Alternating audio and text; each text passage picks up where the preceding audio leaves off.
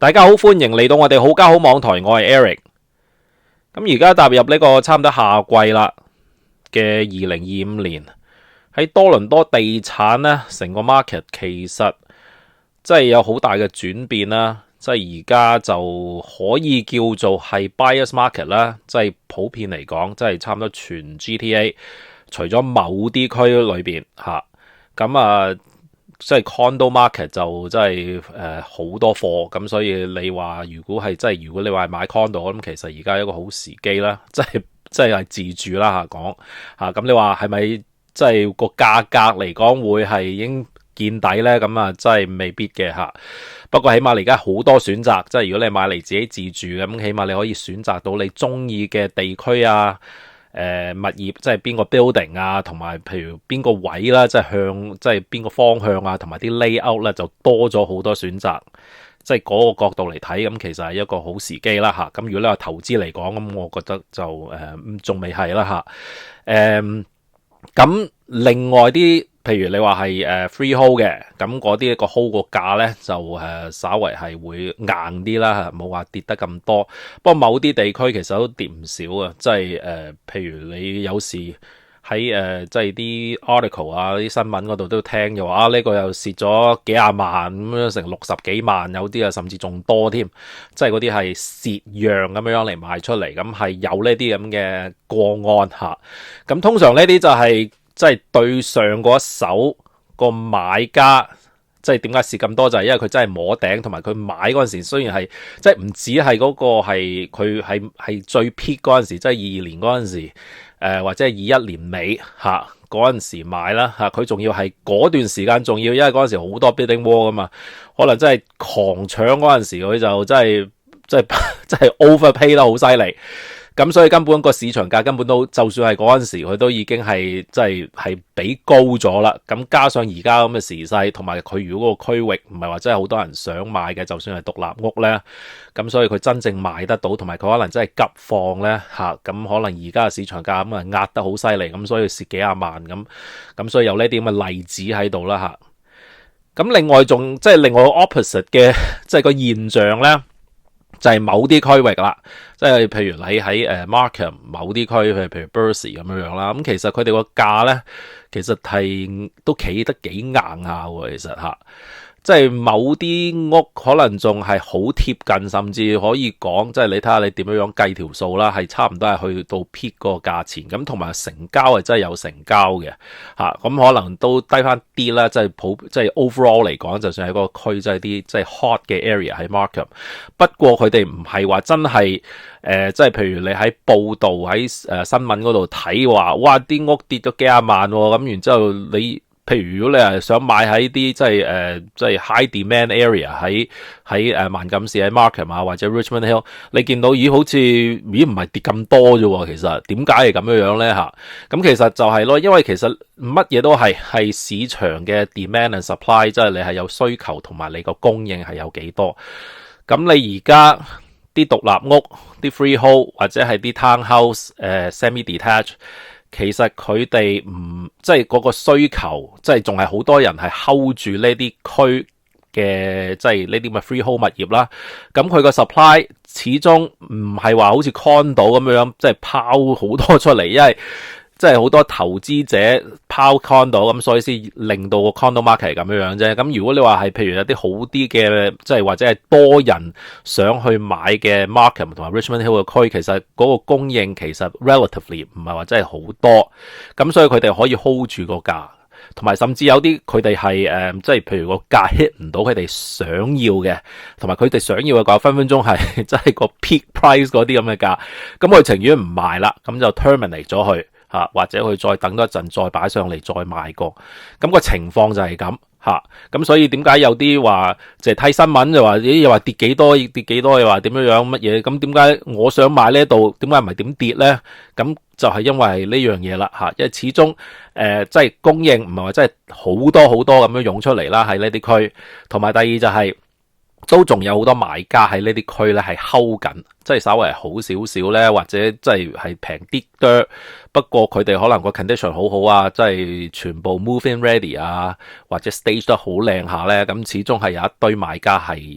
即係 ready 嚟買，咁所以就係咁啦嚇。咁啊，同埋想講下 freehold 即係整體嚟講啦。即係如果你話係諗住係譬如投資係呢個 freehold， 即係 detached 啊、semi-detached 或者 townhouse， 我諗 more 係 detached 嘅即係物業，即係獨立屋，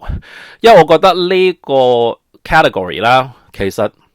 而家因為地產嗰啲即係發展商咧，其實係好少，即係越嚟越少會係 develop 呢啲項目，尤其是喺 GTA， 即係佢哋可能或者你去遠啲，去到即係譬如個幾鐘頭車 outside of Toronto， 可能都仲有啲係咁樣 build 緊。你 within GTA 其實係真係好少下啦。咁所以佢哋個 supply， 佢哋個供應其實係越嚟越少。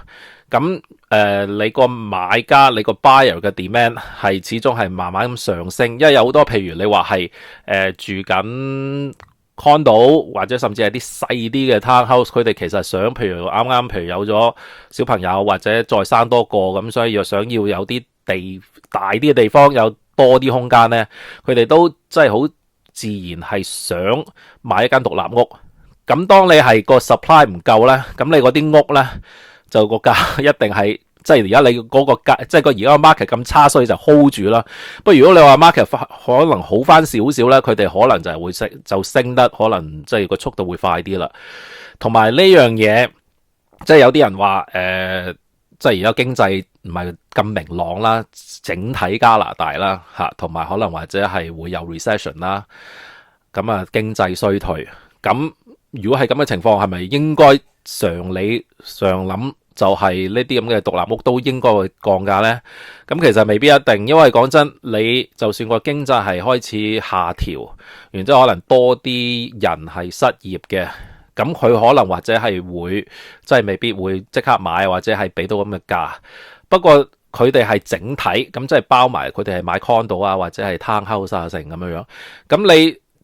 都有一部分人，就算你話嗰個經濟係點差呢，可能都未必話真係好影響到佢哋嗰個income level 啦。咁可能佢哋其實係咪佢哋都要買呢？佢哋都可以繼續可以買到嗰啲譬如即係 detached 嚇嘅獨立屋啊咁樣樣。同埋另外，我想譬如講一講呢，即係點樣樣影響即係呢個獨立屋呢個 category 啦，即係就唔係淨係多倫多嗰啲，整體全加拿大啦。就係最近我哋呢個新嘅 housing minister 啦，即係佢係一個前市長喺溫哥華，即係好似2008年到2018年，即係做咗成10年嘅。咁嗰段時間其實溫哥華佢係做市長咧，做咩嗰陣時咧，即係樓價爆升咗差唔多2倍咁，就有170幾個 percent。咁所以佢咧就 make 咗個 comment 咧，就可能令到即係如果你係 home owner， 你係有屋嘅，咁可能會開心啲，因為佢就係話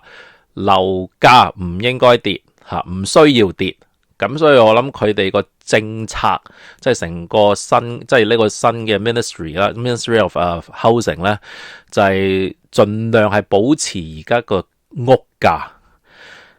咁at the same time，而家又唔夠，即係唔夠，就話成日都話要唔夠 housing， 要 increase 個 housing supply 啊成咧。咁佢就係講話其實就應該係加多啲 supply， 同埋係 focus， 即係專注於係啲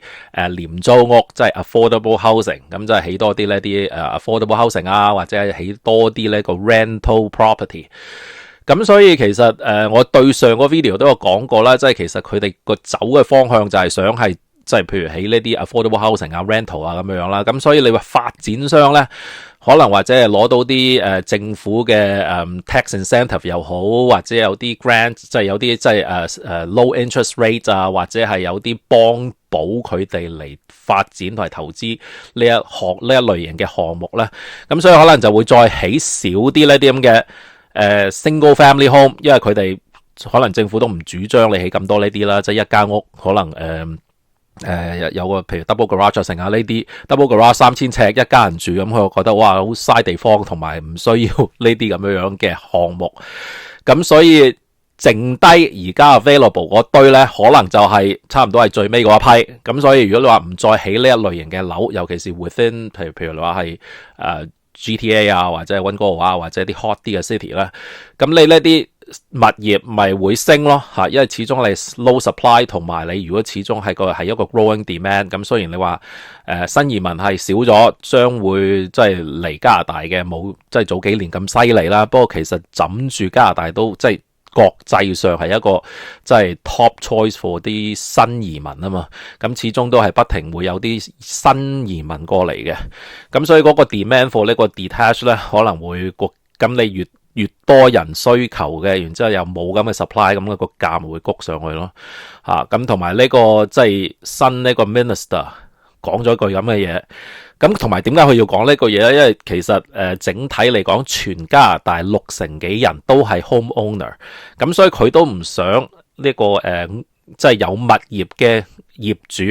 即係會即係譬如佢間屋係跌價嘅。尤其是佢係近呢個即係退休年齡啦，咁佢哋可能或者60零歲或者50尾 whatever 啦，咁佢哋間屋就係佢哋嘅 nest egg，咁佢諗住可能退休嗰陣時就係靠間屋賣咗，或者係再 refinance 點都好啦，咁即係都要靠間屋嚟 support 佢哋嗰個退休嗰個 living 嘅。